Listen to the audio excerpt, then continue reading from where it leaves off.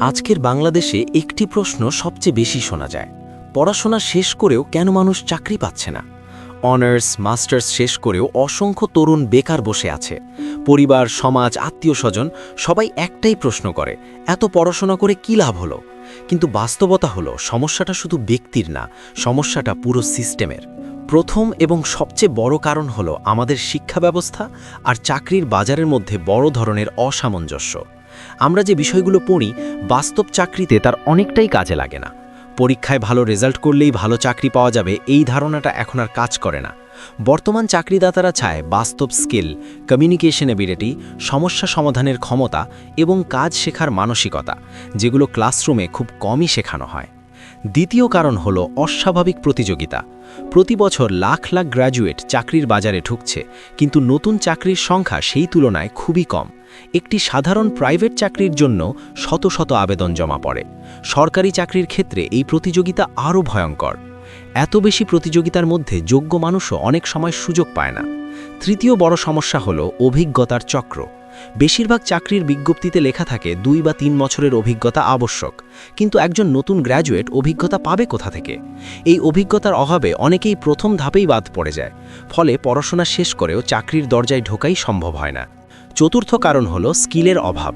অনেক শিক্ষার্থী ডিগ্রি শেষ করে কিন্তু কোনো নির্দিষ্ট স্কিলে দক্ষ হয় না। কম্পিউটার ব্যবহার, ইংরেজিতে কথা বলা, প্রেজেন্টেশন, রিপোর্ট লেখা, ডিজিটাল টুল ব্যবহার, এই মৌলিক বিষয়গুলোতেও অনেকেই দুর্বল, অথচ এগুলোই এখন চাকরির বাজারে সবচেয়ে বেশি দরকার। পঞ্চম কারণ হলো ক্যারিয়ার পরিকল্পনার অভাব। বেশিরভাগ মানুষ পড়াশোনা শুরু করে কোনো স্পষ্ট লক্ষ্য ছাড়াই। পরিবার বা সমাজ যা বলে সেটাই অনুসরণ করে। পরে বুঝতে পারে সেই সাবজেক্টে চাকরির সুযোগ খুব সীমিত, কিন্তু তখন সময় অনেকটাই নষ্ট হয়ে যায়। ষষ্ঠ কারণ হলো রেফারেন্স ও নেটওয়ার্কিং বাস্তবতা। বাস্তবতা হলো বাংলাদেশে এখনও অনেক চাকরি নেটওয়ার্কিং ও পরিচয়ের মাধ্যমে হয়। যাদের শক্ত নেটওয়ার্ক নেই, তারা যোগ্য হওয়া সত্ত্বেও পিছিয়ে পড়ে। এটা মেনে নেওয়া কষ্টকর হলেও এটাই বাস্তব সত্য। সপ্তম কারণ হলো কম বেতনের চাকরি গ্রহণ না করার মানসিকতা।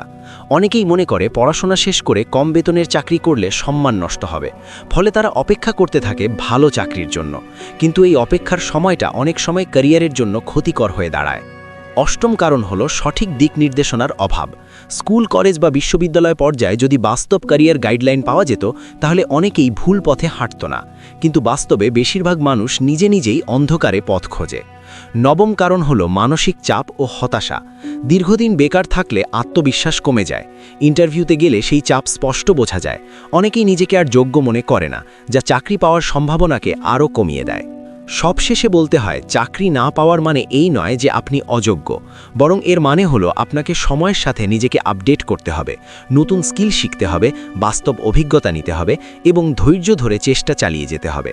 চাকরির বাজার কঠিন কিন্তু অসম্ভব নয়। এই ভিডিওর উদ্দেশ্য কাউকে ভয় দেখানো নয়, বরং বাস্তবতা তুলে ধরা, যাতে আপনি সঠিক সিদ্ধান্ত নিতে পারেন এবং নিজের ক্যারিয়ারকে নতুনভাবে গড়ে তুলতে পারেন।